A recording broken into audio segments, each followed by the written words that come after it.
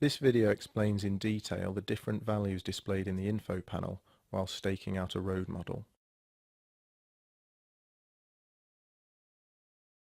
So upon entering the roading application, the info panel displays guidance telling me to select an element.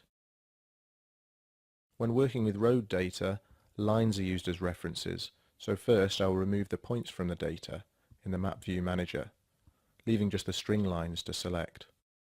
I'll zoom in and select this string line. Now the info panel tells me to measure a new point, so I'll initiate measurements by pressing Start. Current pole position is shown in the screen and measurement data is displayed in the info panel. The first value in the info panel is chainage. This value is based upon the distance along the centerline of the model to the current position. So if I tap and hold zoom out to show the full extent of the data, it's the distance from this point to the measured point along the centerline, 196 meters. In the second page of the info panel, the individual chainage is shown. This is 58 meters because it's relative to the beginning of the selected string line, which is a lot shorter as it begins here. To return to the previous zoom level, I tap and hold zoom in. The two values on the second line represent the perpendicular distance to the center line and the perpendicular distance to the selected string line. So as the pole moves away from the center line, the distance to the center line value increases, whilst the distance to the string line decreases. This coloured value here represents the cut and fill value, which is the height offset to the model. The current value is blue at 328 mm below the model. This is best represented in the cross-section mode, which can be activated from the View Modes menu. You can see the point is below the model here. The third line indicates the active layer selected. If the road model has a number of different layers attributed to it, it can be selected from the active layer menu in the toolbox. I will select Terrace. Now the new active layer is displayed. The terrace layer is below the theoretic layer, so the pole position is now above the model, as indicated by the red fill value of 567 mm. And if I return to theoretic, these fields display their previous values. Further values are displayed in the second page of the info panel.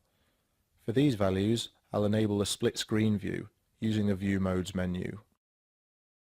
I'll select the 60/40 split. Individual chainage, I mentioned already, that's the distance along the string line to the current measured position. This value represents the height difference to the selected string line. So with the current string line selected, the value is 407 mm. If I select a lower string line, the value increases to 1318. D in represents the distance to the next point towards the center line, whilst D out represents the distance to the next point away from the center line. This data is always relevant to the string lines that form the cross slope that the pole is positioned above. Cross slope and long slope values indicate the inclination of the road model at the current position, both along the road and across it.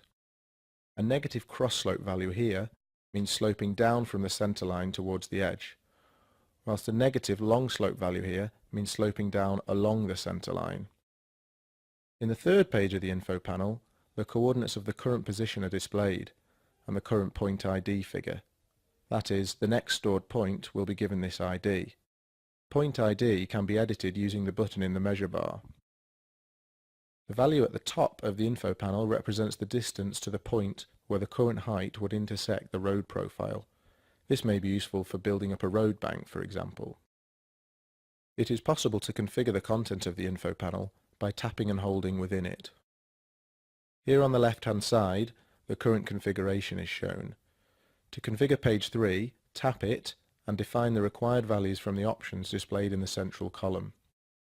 If interested in the distance to inner and outer edge, configure the info panel to show just these values.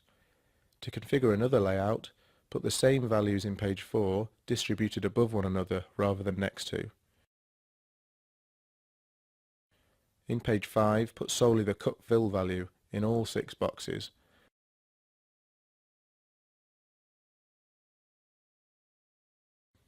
So, The info panel allows you to display the values that are really relevant to your current work and allow you to be flexible. If cut fill is the important value whilst working in roading, then it is clearly displayed using this approach.